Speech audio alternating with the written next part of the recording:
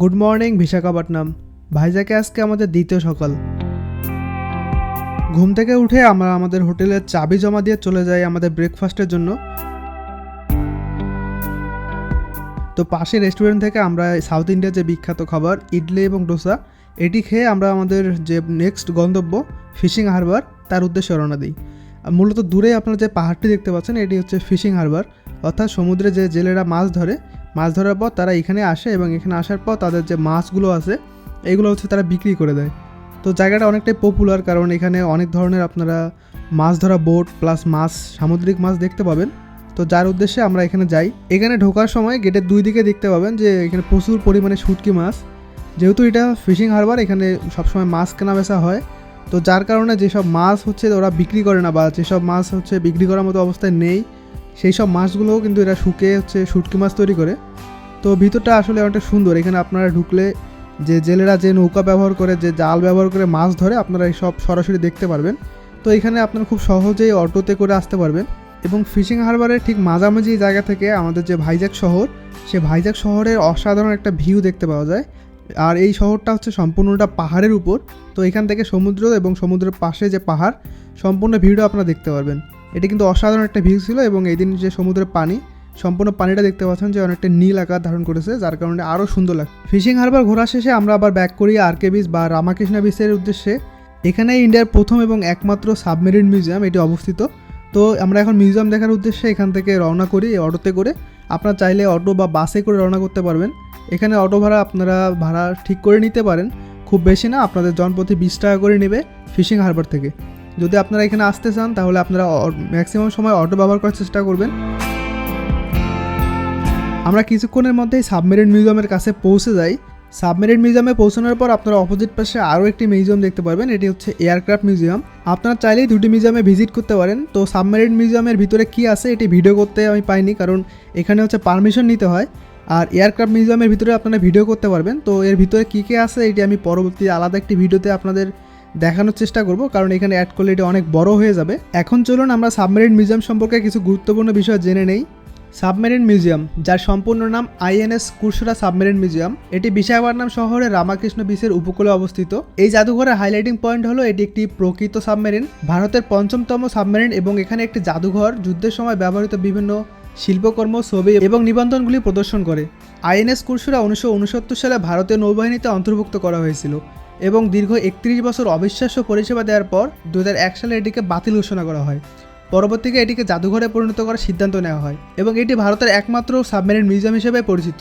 সাবমেরিনটি 1971 সালে ভারত পাকিস্তান যুদ্ধে গুরুত্বপূর্ণ ভূমিকা পালন করেছিল এবং ভারতের ইতিহাসে অন্যান্য যুদ্ধেও অবদান রেখেছিল।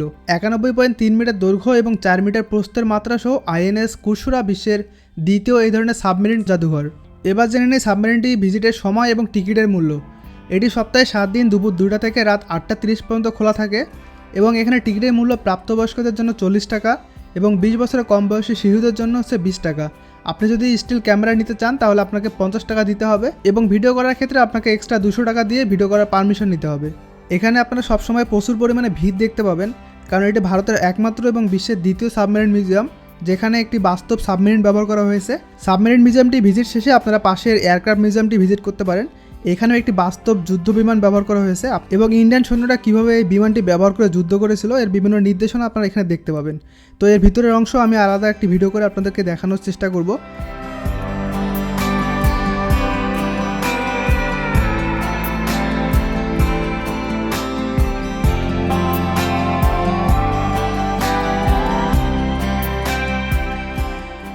এয়ারক্রাফট মিউজিয়াম ভিজিট শেষে আপনারা বের হওয়ার পথে একটা সুন্দর বিল্ডিং দেখতে পারবেন, যেখানে ছোটো বাচ্চাদের জন্য বিভিন্ন রাইডসের ব্যবস্থা করা আছে। তো আপনারা এখানে দেখতে পাচ্ছেন।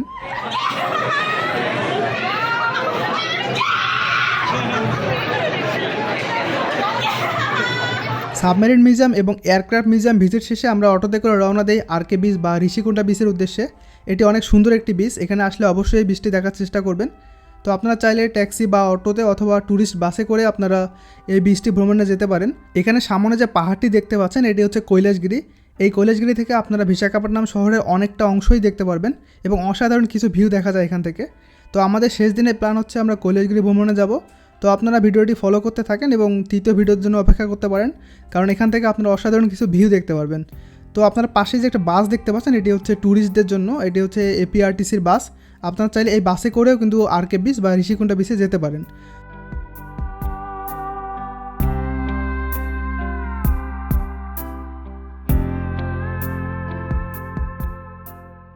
পাহাড়ি আঁকাবাঁকা রাস্তা উপভোগ করতে করতে আমরা পৌঁছে যাই ঋষিকুণ্টা বিচ বা আরকে বিচে, এবং এটি হচ্ছে আরকে বিচ বা ঋষিকুণ্টা বিচ, এবং এই বিচটি রামাকৃষ্ণ বিচের থেকে অনেকটাই সুন্দর এবং অনেকটা বড়।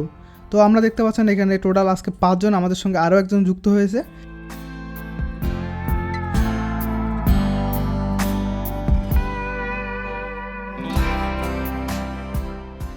আমরা যখন আরকে বিচে পৌঁছাই তখন সময় ছিল প্রায় দুপুর 3টা, যার কারণে মানুষজন অনেকটাই কম, কিন্তু কিছুক্ষণ পর কিন্তু এখানে প্রচুর মানুষ চলে আসবে।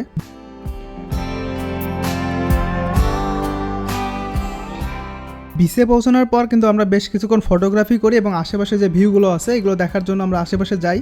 তো এখানে পাশে একটি সুন্দর বিচ আছে যেখানে কিন্তু প্রচুর পরিমাণ পাথর এবং এখানকার পানিটা একদম পরিষ্কার ছিল। তো আমরা এখানে আশেপাশে আসি এবং আসার পর ভিডিও করি।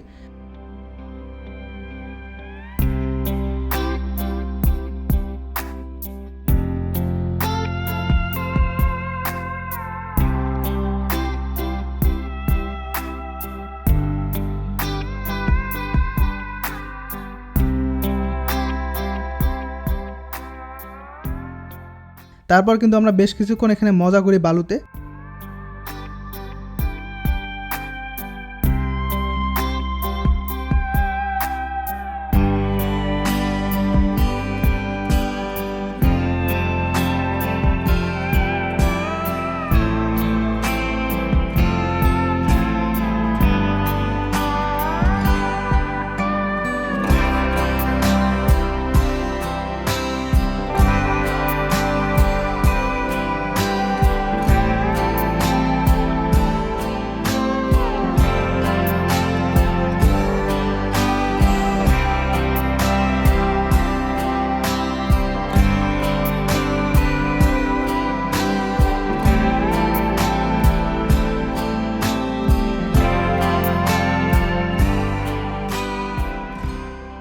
ফটোগ্রাফি শেষ করে আমরা বেশ কিছুক্ষণ পানিতে ভিজি, প্রায় 2 ঘন্টার মতো।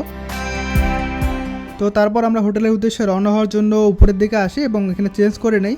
এখানে কিন্তু আপনার চেঞ্জ করার জন্য আলাদা রুম পাবেন। তো এখন দেখতে পাচ্ছেন এখানে মানুষ কিন্তু অনেকটাই বেশি, কারণ এখন সময় ছিল প্রায় বিকেল। এখানে অনেকে সূর্যাস্ত দেখার জন্য আসে, কিন্তু আমাদের হোটেল এখান থেকে অনেকটাই দূরে ছিল এবং যার কারণে যাওয়ার সময় ভাড়া অনেকটা বেশি লাগবে, যার কারণে আমরা আগেই ব্যাক করি।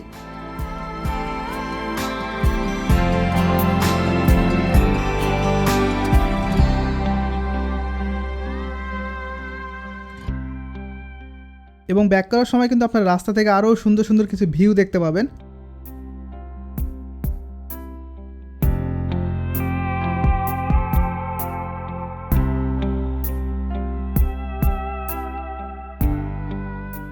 আপনারা চাইলে কিন্তু এই অসাধারণ ভিউগুলোর পাশে আপনাদের অটো বা ট্যাক্সি দাঁড় করে কিন্তু ফটোগ্রাফি করতে পারেন।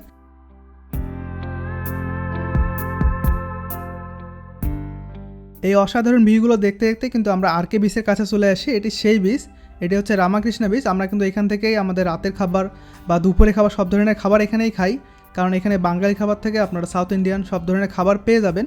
তো আমাদের হোটেল থেকে এই জায়গাটা অনেকটাই কাছে। আমাদের হোটেলটি ছিল আমাদের যে ভাইজ্যাক রেলওয়ে স্টেশন এবং আরকে বিচ তার মাঝামাঝি, এবং এখান থেকে আমাদের হোটেল থেকে আরকে বিচের ভাড়া ছিল 10 থেকে 15 টাকা।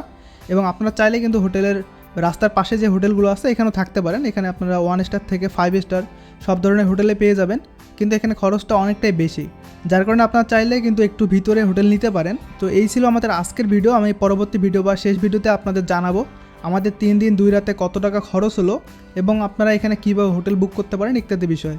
এই ধরনের ভিডিও পেতে আপনারা আমার ফেসবুক পেজ এবং আমার ফেসবুক প্রোফাইলে ফলো করতে পারেন এবং আমার YouTube channel move with Asif subscribe করতে পারেন। সবাই ভালো থাকবেন, সুস্থ থাকবেন এবং পরবর্তী ভিডিও দেখার আমন্ত্রণ জানিয়ে এখানে শেষ করছি। আল্লাহ হাফেজ।